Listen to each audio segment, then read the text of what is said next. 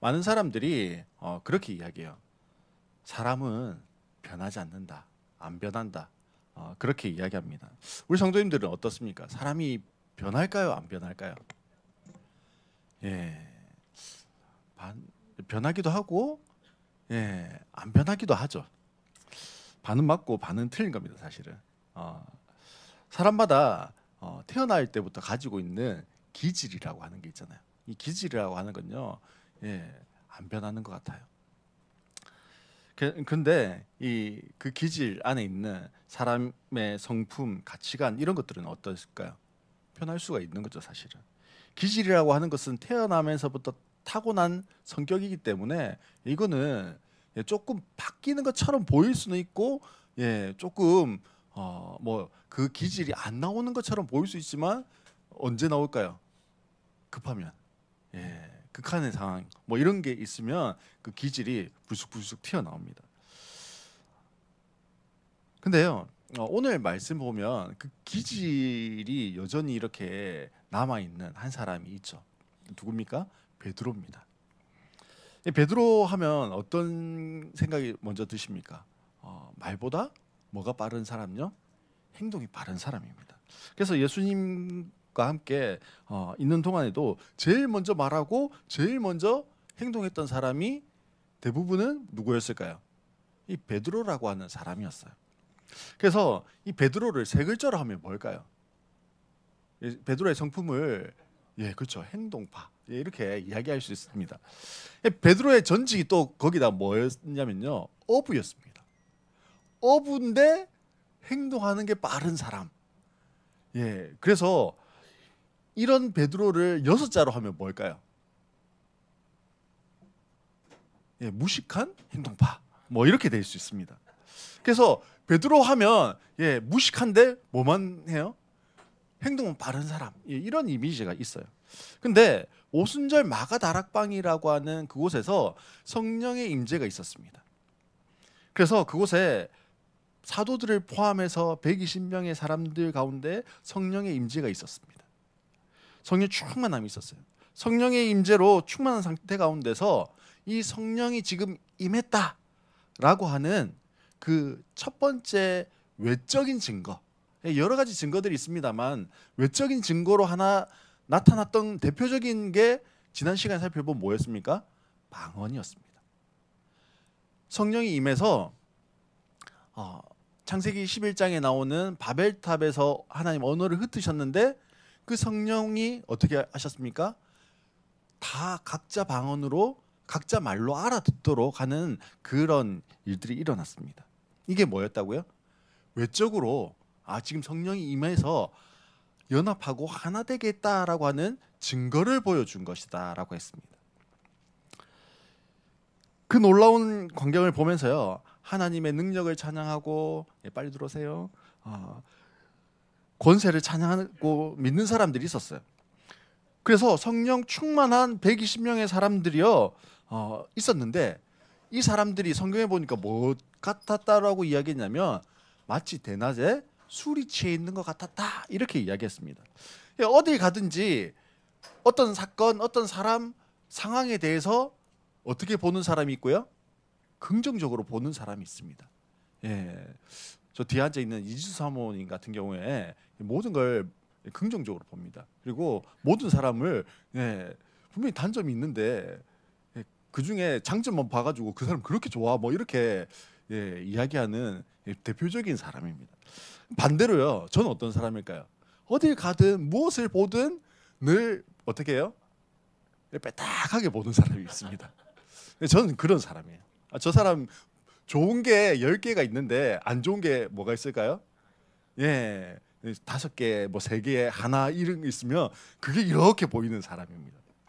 그래서 비판을 위해서 비판을 하고 있어요. 그러면 사실 공동체나 관계가 어떻게 될까요? 틀어지는 경우가 더 많이 있습니다. 어, 그래도 저 안에도요 늘 부정적인 걸 먼저 보는 사람인데 하나님 은혜로 조금 덜해졌습니다. 예, 긍정적인 걸 보려고 하고 기대를 가지려고 하고 소망을 가지려고 하고, 예, 그런 마음으로, 예, 우리 서유리를 바라보고 뭐 이렇게 할 수 있습니다. 예, 13절에 보면요, 늘 삐딱하게 보는 사람들이 어떻게 봤냐면 13절에 보면 어떤 이들은 조롱하여 이르되 그들이 새술에 취했다. 뭔 말일까요? 낮술해가지고 지금 낮에부터 남자고 여자고 막 취해가지고 절하고 있는 거다. 그렇게 봤다라는 거예요. 이 말을 베드로가 들었어요. 베드로는 어떤 사람입니까? 행동파. 예, 그래서는요, 가만히 있을 수가 없는 거예요. 나는 지금 술 취한 게 맞아요? 아니에요. 아니에요. 이거를 설명을 해주고 싶은 거예요. 그래서는 이 13절에 조롱하는 이야기를 듣고는 14절부터 우리가 읽지 않았는데요. 14절부터 시작해서 35절까지 우리는 지금 술 취한 게 아니야. 너희들 구약에 보면 성령이 임하시면 이런 일이 일어난다고 했는데 그 성령에 충만하는 거야. 그럼 어떻게 성령이 왔게? 너희들 다윗 알지? 다윗 알았을까요? 몰랐을까요? 예, 이 사람들은요, 다윗 하면 다 알았어요. 왜냐하면 자기들의 신앙의 조상일 뿐 아니라 자기들이 가장 최고의 왕이라고 생각했던 사람이 누구였을까요? 다윗이에요. 그러니 다윗 알지? 다윗이 성령이 충만해가지고 예언을 했는데 그 예언에 나오는 그분이 바로 예수님이야. 근데 예수님 너희들 어떻게 했는 줄 알아? 십자가에 못 박아 죽였어. 이렇게 이야기한 겁니다. 14절로 35절까지는요. 지금 베드로가 우리는 술 취한 게 아니고 성령에 충만했어 라고 이야기하면서 무슨 이야기를 합니까? 구약에 나오는 예언들을 막 이야기하면서 그 예언의 성취가 지금 우리가 뭐하고 있는 거라고요? 성령이 충만해져 있는 그 상태야라고 이야기하고 있어요. 아까 베드로는 세 자로는 뭐라고요? 행동파. 여섯 자로 뭐였어요? 무식한 행동파. 예. 근데 지금 구약 전체를요, 베드로가 이해를 하고 있습니다. 그리고 그 중에서 정확히 메시아에 대한 부분을 뭐 하고 있어요? 인용해서 지금 설교를 하고 있습니다. 예, 여기에서 보면요, 베드로가 무식한 행동파였다라고 하는 걸 어디에서도 좀 찾아볼 수가 없어요. 그리고는 36절을 이야기합니다. 오늘 우리가 읽었던 말씀 첫 부분이죠. 그러므로 이스라엘 온 집은 확실히 알아두십시오. 이렇게 하면서 말을 시작합니다. 베드로가 무언가 작정하는 듯해요. 그리고는 계속해서 이야기합니다. 하나님께서는 여러분이 십자가에 못 박은 이 예수를 주님과 그리스도가 되게 하셨습니다. 뭐라고요? 누가 죽인 그 사람이 뭐라고요? 메시아였다. 이 말을 하고 있습니다. 아니, 이런 내용을 지금 베드로가 쉽게 설교하면 되는 거예요? 요즘으로 치면 뭐 같은 거냐면요, 이런 겁니다. 동성애는 죄입니다. 그거는요, 하나님이 죄라고 하신 거예요. 이렇게 하면 어떻게 될까요? 우리나라에서 아직 잡혀가지는 않습니다. 우리나라에서는. 근데 저 캐나다나 미국이나 호주도 그렇다고 하던데, 호주나 이런 데서는요, 그렇게 설교하면 잡혀갑니다. 목사가요, 어떻게 된다고요? 감옥에 잡혀가요. 그럼 말할 수 있어요, 없어요? 말하지 말라는 소리예요. 이 당시에 베드로가요, 예수가 그리스도다, 너가 십자가에 못 박아 죽인 예수가 진짜 메시아다 이러면 어떻게 됐을까요? 잡혀갑니다. 지금 예수님이요, 십자가에 못 박혀 죽으신 지가 얼마나 됐을까요? 한 수십 년이 지난 다음일까요? 수십 년이 지난 다음에 사도 바울도요, 얼마나 그 메시지 때문에 핍박받았는지 몰라요. 근데 예수님이 십자가에 죽으셨다가 부활하셔서 승천하셨잖아요. 지금 십자가에 못 박혀 죽으셨다가 부활하신 지 며칠쯤 됐을까요? 예, 50일쯤 됐어요. 50일날 성령 강림 지금 사건이 있었으니까요. 지금 50일째. 죽은 지, 예수님이 십자가에 못 박혀 죽은 지 50일. 아니, 사람들이 어떻게 했습니까? 예수님도 잡아가가지고 십자가에 못 박아 죽였어요. 누가요? 대제사장과 종교 지도자들이요. 그럴 힘이 그들에게는 있었거든요. 근데 예수님 제자라고 하는 이 쪼무레기들은 어떻게 하면 돼요? 뭐 말할 것도 없죠. 사실 그 전까지 제자들이 왜 두려워했습니까? 언제 자기들도 잡혀갈지 몰라서 두려워했거든요. 근데 갑자기 어느 날 뭐 하는 거예요? 너가 십자가에 못 박아 죽인 예수가 바로 메시아야. 막 이러면서 사람들이요 막 이야기하기 시작합니다. 베드로가 지금 겁이 없어졌어요. 너희들이 메시아를 죽였다. 너희들이 그리스도를 영접하지 않았다. 이렇게 하면서요 지금 유대인들의 그 심장을 막 희업하는 거예요. 지금 그때랑 지금이랑 분위기가 달라진 겁니까? 아니에요. 13절에서 이야기하고 있듯이요 어떤 사람들이 조롱하는 게요 그냥 당연한 분위기예요. 예수쟁이들? 예수 믿는다고? 뭐 이러면서 막 비아냥거리고 조롱하고 무시하고 심지어는 잡아가서 죽이기까지 할 수 있는 그런 분위기입니다. 그럼에도 성령 충만한 베드로는요 담대히 입을 열어서 복음을 전하기 시작한 거예요. 성령 충만 전에 베드로는요 상상도 할 수 없는 이야기였습니다. 그런데 지금 베드로가 설교에 변명하고 책임을 전가하는 것이 아니라 사람들에게 이야기하고 있는 거죠. 그때 사람들이 반응을 보입니다. 어떻게 반응을 보였을까요? 37절 우리 같이 한번 읽어볼까요? 같이 읽겠습니다. 시작. 사람들이 이 말을 듣고 마음이 찔려서 형제들이여 우리가 어떻게 하면 좋겠습니까? 하고 베드로와 다른 사도들에게 말하였다. 여기 보면요 뭐라고 돼 있냐면 마음이 찔려서 이렇게 돼 있습니다. 근데요 마음이 찔렸다 이거는 약간 내 마음이 찔리네 이렇게 한 것처럼 보입니다. 근데 원어적으로 보면요 어떤 상태냐면 누가 와가지고 그들의 마음을 관통시켰다 이렇게 돼 있습니다. 뭐라는 거예요? 내가 마음이 막 찔리는 게 아니고요 누가 와가지고 내 마음을 막 뭐 하고 있는 겁니까? 휘비 파고 있는 거예요. 그래서 내 마음이 아픈데 이렇게 하고 있다라는 거예요. 나는 가만히 있는데 뭐가요? 누군가 와가지고 내 마음을 막 휘벼 파는 거예요. 찌르는 거예요. 그래서 뭘 느끼고 있는 거예요? 마음의 찔림을 느끼고 있는 거예요. 그 상태를 지금 이야기하고요. 그러면 누가 와서 이 마음을 찌르고 있을까요? 그게 성령님이에요. 성령의 내주하심이 없으면요 우리가 예수가 주님입니다라고 고백할 수가 없어요. 그리고 예수님이요 나를 위해서 죽으셨다 이것조차도 믿어지지가 않습니다. 그래서 내가 예수님이 나를 위해서 죽으셨습니다. 예수님이 나의 주님이십니다라고 하는 이 고백이 있고 믿어진다면요 이 사람은 이미 내 안에 누가 계신 거예요? 성령이 계신 거예요. 성령이 처음으로 내 안에 내주하시는 그때를 뭐라고 그럴까요? 성령 세례라고 그래요. 성령이 처음으로 내한테 내주하셨을 그때. 근데요 이게 사람마다 다 다릅니다. 이 마가 다락방에 있었던 사람들은 어땠어요? 막 갑자기 혀에 불같이 갈라 뭐 이러면서 막 보여지는 뭔가가 컸어요. 근데 나는요 그런 게 전혀 없을 수도 있어요. 그냥 예수님이 당신을 위해서 죽으셨어요. 혹은 예수님이 우리의 구원자예요. 이렇게 했을 때 맞네. 믿어지는 사람이 있어요. 그 사람은 이미 뭐 한 거예요? 성령이 내 마음에 들어오신 거예요. 성령이 내 마음에 들어오신 걸 뭐라고 표현했다고요? 성령 세례라고 표현했어요. 그러니 성령을 내 마음에 모신 사람은요 두 가지로 반응하는 거예요. 하나는 막 드라마틱하게 갑자기 막 그러면서 내 마음에 모실 수도 있고요. 어떤 사람은 그냥 뭐 젖어들듯이 믿어질 수도 있어요. 어쨌든 중요한 건 뭐예요? 누군가 내 마음을 찌르는 사람이 있다라는 거예요. 그래서 내가 뭐 하게 됩니까? 내 죄가 기억나고 예수님 없이는 내가 살아갈 수 없겠구나라고 하는 그 마음이 생기고 또는 어떻게 해요? 예수님이 나의 구원자라고 하는 게 믿어지는 거예요. 우리 스스로는요 우리 스스로의 마음을 찌를 수가 없어요. 막 이렇게 찌를 수가 없어요. 근데 누가요?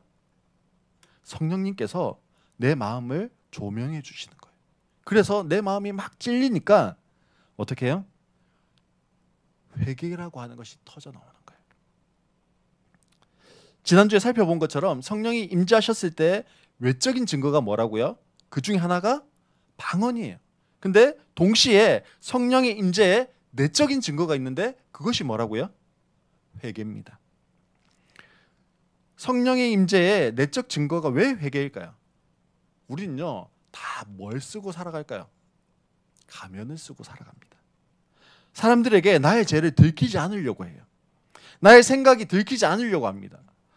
나의 마음이 들키지 않으려고 해요. 들키면 어때요? 얼마나 추악하고 더러운지 나 스스로 너무 잘 알거든요. 나의 죄가, 나의 생각이, 나의 마음이 얼마나 부패하고 악한지 사람들이 몰라요. 그래서 나를 어떻게 바라봅니까? 꽤 괜찮은 사람이네. 봐줄 만한 사람이네. 그렇게 봐줍니다. 그런데 나 역시 어떻게 할까요? 착각합니다. 나 정도면 괜찮은 사람이지. 그래서 나는 죄인이 아니야. 나는 괜찮은 사람이야. 나는 착한 사람이고 나는 의로운 사람이야. 이렇게 착각하는 거예요. 그렇게 살아왔습니다. 사실 이게 나만의 착각일까요? 많은 사람들이 사실 그렇게 착각하고 살아갑니다. 그래서 전도할 때요. 당신이 죄인입니다. 이렇게 하면 저 죄인 맞죠? 이렇게 하는 사람이 많을까요? 아니면 난 죄인 아닌데요. 난 나름 착하게 살았어요. 그렇게 말하는 사람이 많을까요? 한 7, 80% 이상은요. 나는 착하게 살았어요. 그러니까 내가 죄인은 아니에요. 그렇게 이야기합니다. 왜냐면요. 나는 아니라고 생각하기 때문에 그래요. 그러면 정말 그럴까요? 아닙니다. 그냥 무감각해진 거예요. 우리 인간이 쉽게 적응합니다. 수동 자동차 옛날에 많이 탔잖아요. 기아를 이렇게 넣어야, 클러치 넣어야 되는 자동차를 많이 탔어요. 그러다가 자동으로 되는 자동차가 나왔어요. 얼마나 편한지 몰라요. 그러다가 수동을 다시 몰아야 되면 어떨까요? 기억이 잘 안 납니다. 어떻게 해야 될지 순간 당황해요. 또는 우리 남자 중고딩들이 모여 있는데요. 한 방에 모여 있는데 가면 어떨까요? 예, 그 쑥쑥하고요. 쾌쾌한 냄새가 코를 찌릅니다. 도저히 거기 못 있을 것 같습니다. 근데 5분이 지나고 10분이 지났습니다. 거기 안에 있은지. 그럼 어떻게 될까요? 우리 코가요. 마비가 돼요. 그 냄새를 못 맡습니다. 잠시 나갔다가 들어오면 느껴지긴 하지만 그 안에 있는 동안은 뭐 할까요? 모릅니다. 죄라고 하는 것도 마찬가지예요. 처음에는 죄가 두렵고 떨립니다. 그런데 죄가 한 번, 두 번, 세 번 점점 횟수를 거듭할수록요 무뎌집니다.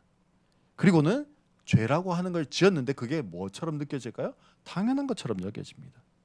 마치 길이 없을 때는 푹 빠지는 것 같은데 그 길을 한 번 밟고 두 번 밟고 계속 밟다 보면 거기 뭐가 생깁니까?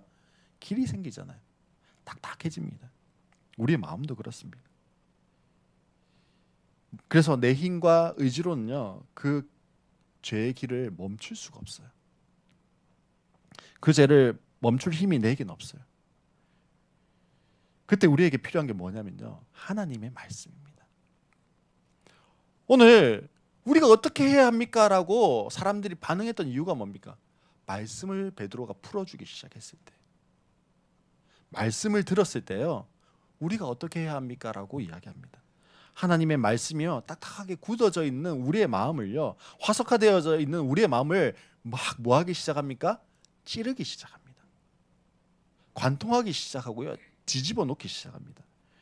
그렇게 뒤집어 놓은 우리의 마음에 성령이 강하게 역사하는 그 순간 우리에게 나타나는 성령의 내적인 증거가 뭐냐면 회개가 터져 나오는 겁니다.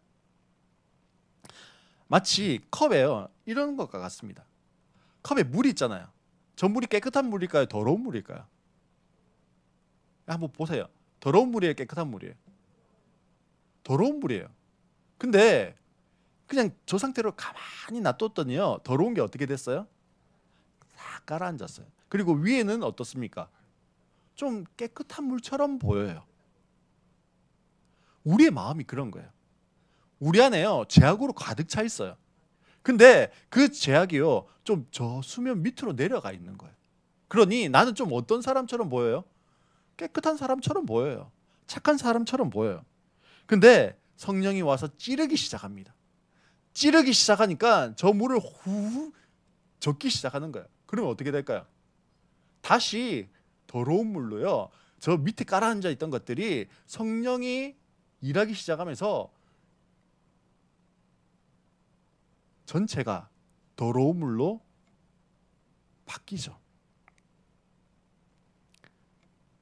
회개하기 직전에 우리의 상태, 저런 상태예요. 근데 성령이 우리에게 찾아오시죠. 성령이 우리를 만지십니다. 우리의 마음을 찌르십니다. 그러면요, 우리의 내면이 뒤집어집니다. 그래서 나의 온갖 더러운 죄들이요 수면 위로 떠오르는 거예요.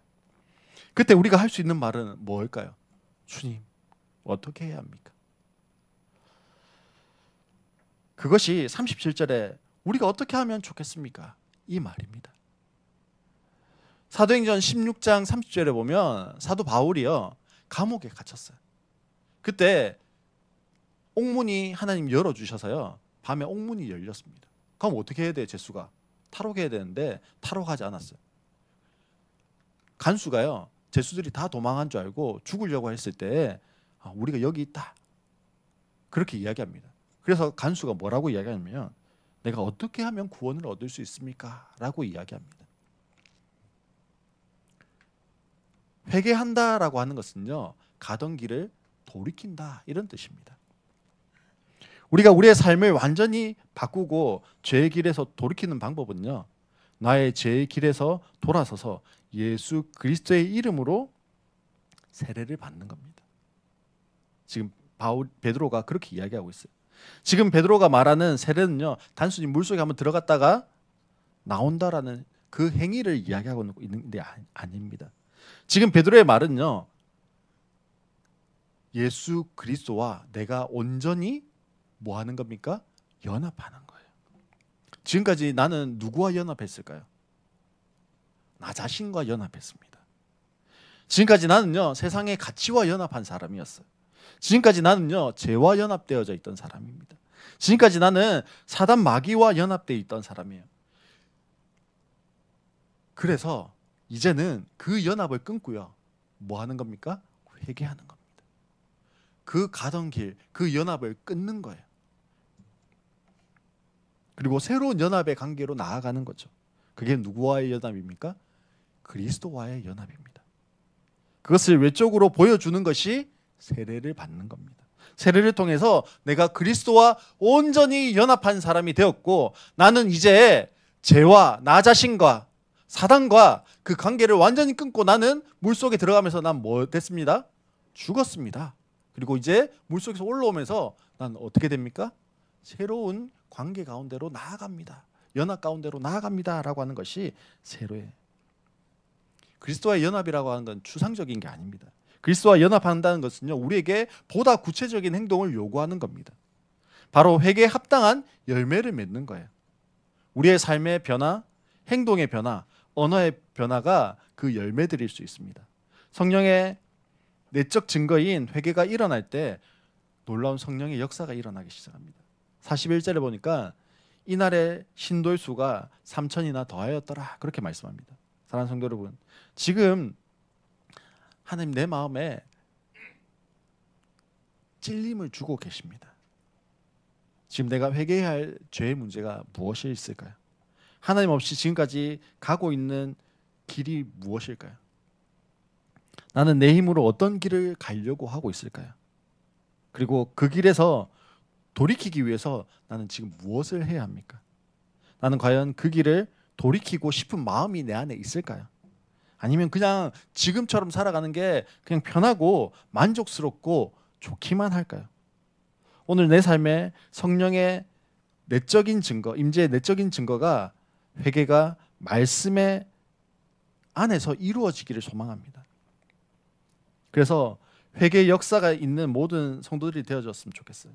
그리고 성령 임재의 내적인 증거인 이 회개가 전달될 수 있었으면 좋겠습니다. 누구에게요? 내 이웃에게, 내 주위에, 내 가족에게, 내 VIP에게 전달되어지고 그래서 그들도 함께 이 구원의 자리에, 은혜의 자리에 나아갈 수 있었으면 좋겠습니다. 사랑하는 성도 여러분, 하나님 오늘도 우리의 마음을 두드리고 계십니다. 그리고 우리에게 회개하고 그리스도와 연합한 자리로 나아오기를 소망하고 계세요. 그러기 위해서 우리의 마음을 두드리시고 우리에게 무엇을 주십니까? 성령을 선물로 주십니다. 그 성령에